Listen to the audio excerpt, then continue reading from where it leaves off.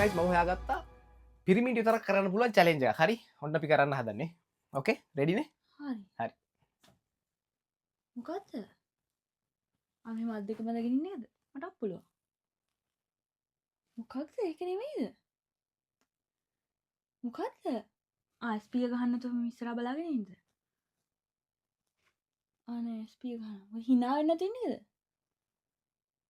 අනේ hinaත් මේ මං කරන්නේ? අනේ මොකක්ද කියන්නකෝ. අනේ හරිද? අනේ මොකක්ද? අනේ කියන්නකෝ. මෙහෙම hinaලා. අර සීරියෙන් ඉන්න එකද? ඉතින් මං සීරියෙන් ඉන්නේ. අනේ මොකක්ද? මොකක්ද කියන්නේ කියන්නකෝ. කටවාගෙන ඉන්න එක. නිපතක්